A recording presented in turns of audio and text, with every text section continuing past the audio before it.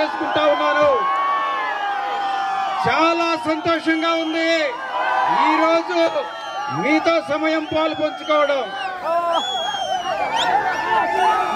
ఉదయగిరి, ఆత్మకూరు 2 నియోజకవర్గాలు కూడా ఎంతో వెనుకబడి ఉన్నాయి. వీటిని ఎలా అభివృద్ధి చెందించాలి అన్నటువంటి ఒక ప్రణాళిక వేసుకుని అందరం కలిసి, నేను గాని పార్లమెంటు అభ్యర్థిగా, నేను అసెంబ్లీ అభ్యర్థిగా అన్న రాజగోపాల్ అన్న తప్పకుండా ఈ యొక్క ప్రాంత అభివృద్ధికి కృషి చేస్తామని మీకు సభాముఖంగా తెలియజేసుకుంటా ఉన్నారు.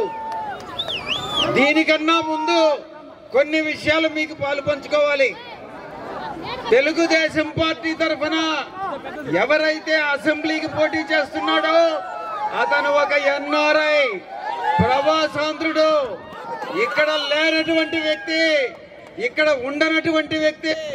మీకు ఏం సేవ చేస్తాడని ప్రశ్నిస్తా ఉన్నా. ఈ ఎన్నికల్లో ఓడిపోయిన తర్వాత తిరిగి అమెరికాకో, ఇంగ్లాండ్కో, సింగపూర్కో వెళ్లిపోతాడని అన్నటువంటి విషయాన్ని తెలియజేస్తా ఉన్నా. స్థానికుడు, ఎల్లప్పుడూ మీతో ఉండేవాడు, ఈ ప్రాంతవాసి, ఇక్కడ ప్రజల మనసుల్ని అర్థం చేసుకున్నటువంటి అన్న మేకపాటి రాజగోపాల్ అన్నని ఎన్నిక చేసుకోండి అని వినియోగించుకుంటా ఉన్నా. డబ్బు ఎంతైనా ఉండొచ్చు, కానీ సేవ చేసే మానవతా దృక్పథం ఉండాలి. మీలో ఒకటిగా ఉండాలి.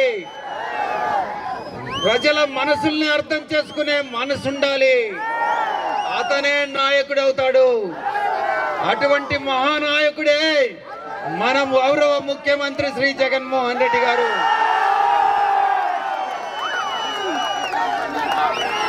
రెండవ వ్యక్తి మనకు పార్లమెంటుకు తెలుగుదేశం తరఫున పోటీ చేసేటటువంటి వేమిరెడ్డి ప్రభాకర్ రెడ్డి గారు. మీకు చెప్పాలి, పదవులన్నీ అనుభవించి 6 సంవత్సరాల కాలం పాటు రాజ్యసభ పదవి అనుభవించి